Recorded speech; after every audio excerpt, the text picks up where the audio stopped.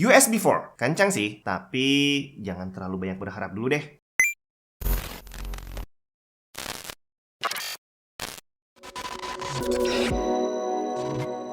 Buat yang Windowsnya masih bajakan, ganti original bre, malulah. Beli aja di cdksales.com.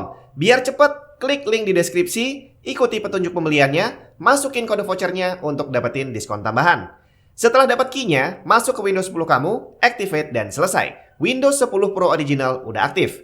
cdksales juga menyediakan original key untuk berbagai macam game dan software. Nggak cuma PC game, tapi konsol juga ada loh. Termasuk software pendukung pekerjaan seperti Office. Komplit lah pokoknya. Nggak usah lama-lama, klik link lengkap yang ada di deskripsi. Halo semua, Jun di mana? USB 4 sebenarnya bukan barang baru. Dia udah mulai diperkenalkan dari tahun 2019. Dan dia secara spek punya bandwidth yang luar biasa gede. 40 gigabit per second. Itu berarti kalau kamu transfer data sekitar 5 GB per second. Jadi kalau kamu transfer game atau video dengan ukuran 100 GB, itu cuma butuh waktu berapa detik? 20-an detik. Dibandingin kalau pakai hard disk ke hard disk, itu makan waktu sekitar 15 menit bisa-bisa tuh ya. Tapi apakah benar bisa mencapai angka itu? USB 4 40 gigabit per second. Pertanyaan yang langsung pertama kali muncul di kepala saya adalah siapa yang bisa memanfaatkan itu dengan teknologi yang ada saat ini? Jujur aja, siapa di antara kamu yang udah benar-benar memanfaatkan Thunderbolt 4 atau Thunderbolt 3 lah, atau USB-C lah yang ada di PC atau laptop kamu dan bukan hanya untuk ngecas? Siapa yang benar-benar bisa memanfaatkan transfer speed yang mencapai 20 gigabit per second yang sekarang umum ada di motherboard baru dan juga di laptop baru? Potensi bottleneck dari USB 4 gede banget. Angkanya memang luar biasa, up to 40 gigabit per second. Tapi apakah sudah ada device yang kita punya sekarang yang bisa memanfaatkan itu secara penuh? Saya udah sering banget bahas tentang bottleneck dalam transfer speed. Kamu bisa coba cek video saya yang lama, atau mungkin ada beberapa nanti saya taruh di sini ya. Kamu klik aja di situ. Yang pasti secara singkat, kalau kamu pengen bisa transfer dengan kecepatan 40 gigabit atau diterjemahkan jadi 5 gigabyte per second, maka yang perlu kamu lakukan bukan cuma beli satu device yang bisa punya kemampuan itu. Jadi misalkan kamu punya motherboard yang udah support USB 4. Nggak cukup bre hanya dengan motherboardnya doang. Storage drive-nya juga harus punya kecepatan yang sama. Internal storage itu juga harus punya kecepatan segitu. Dan dengan teknologi sekarang yang bisa mencapai speed itu adalah kalau kamu pakai NVMe Gen 4. Dan itu pun hanya berlaku untuk SSD NVMe Gen 4 kelas atas. Karena kalau bukan yang kelas atas, itu biasanya speednya yang kenceng hanya read-nya doang, nanti write-nya lebih rendah. Otomatis kalau itu terjadi, maka jalur USB 4-nya tadi tidak bisa dimanfaatkan secara penuh. Dan kalau kita bicara transfer, berarti nggak cukup cuma satu. Nggak bisa cuma internalnya doang. Eksternalnya juga harus sama.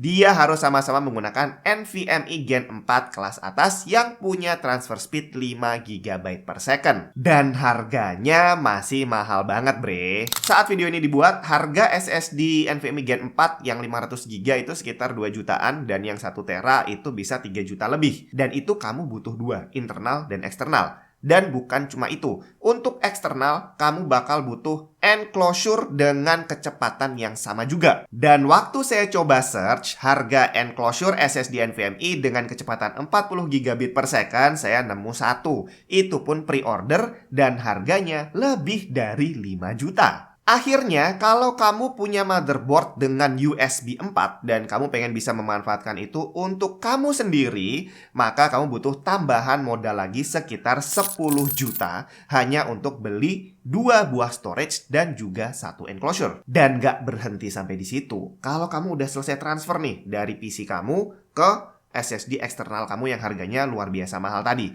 Habis itu mau kamu transfer kemana? Kamu bawa ke sekolah? Kamu bawa ke kantor? Apakah di kantor kamu juga sudah menggunakan NVMe Gen 4 yang sama? Karena kalau sampai di kantor kamu ternyata masih pakai hard disk, maka kecepatan yang tadinya bisa mencapai 5 GB per second atau 5000 mega itu bakal tercekik lagi mengikuti kecepatan hard disk yang cuma 100 mega. Bahkan kalau kantor kamu udah menggunakan SSD SATA sekalipun dengan transfer speed mencapai 500 MB per second, tetap aja masih ada 4500 mega lagi yang terbuang. Dan untuk kantor-kantor pada umumnya, siapa sih yang udah menggunakan NVMe Gen 4? Tapi bang, USB 4 kan bukan cuma tentang transfer speed. Dia bisa digunakan untuk hal lain. Bener banget. Salah satunya adalah untuk display. Resolusi 1080p butuh bandwidth sekitar 5 gigabit per second. Kemudian untuk 4K 30Hz butuh sekitar 10,2 gigabit per second. Dan untuk 4K 60Hz butuh sekitar 18 gigabit per second. Sedangkan bandwidth dari USB 4 mencapai 40 gigabit per second. Artinya, dia bisa digunakan untuk menampilkan 2 buah display 4K 60Hz atau 1 buah 4K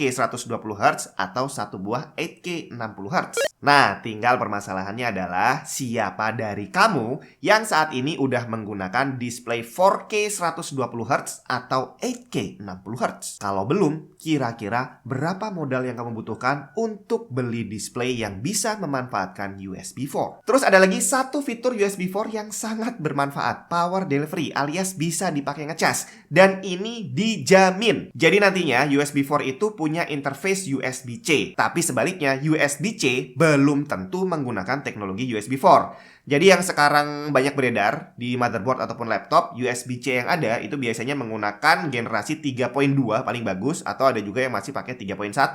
Dan tidak semuanya bisa dipakai ngecas, karena nanti semua port USB 4 bisa dipakai ngecas. Bahkan secara speknya tertulis dia bisa menghantarkan daya up to 240 watt.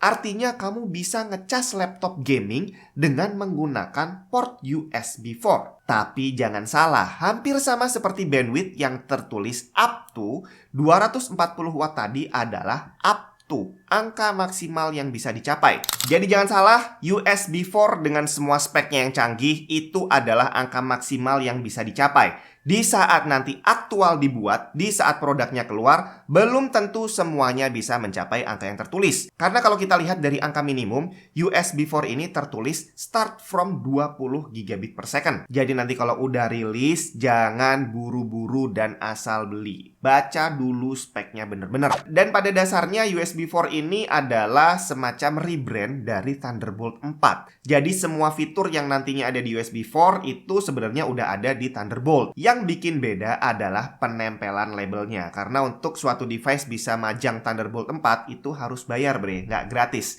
Sedangkan USB nanti akan menggunakan teknologi yang sama tapi tanpa harus membayar untuk pasang label Thunderbolt. Makanya nanti logonya adalah USB. Tapi di situ otomatis akan ada banyak fitur yang mungkin dipangkas. Jadi nantinya tidak semua USB 4 akan bisa sekenceng Thunderbolt 4. Dan seperti di awal tadi saya udah bilang, nggak usah terlalu antusias juga. Karena begitu nanti keluar dan kamu buru-buru beli, belum tentu juga kamu punya device lain yang bisa mendukung performance USB 4 kamu secara maksimal. Gambaran model yang harus kamu keluarkan udah saya hitungin tadi. Tapi bukan berarti USB 4 nanti bakal tidak berguna. Jelas-jelas bakal berguna, terutama buat kamu yang emang udah menunggu-nunggu teknologi yang bisa ngasih transfer speed cepat. Modal banyak nggak masalah kalau emang kamu benar-benar butuh. Tinggal sekarang kita tungguin aja USB 4 beneran rilis, dan didoain aja semoga dia cepet rame, akhirnya bisa semakin mass production, dan harga semua device USB 4 bisa ikutan turun. Kita tunggu tanggal mainnya.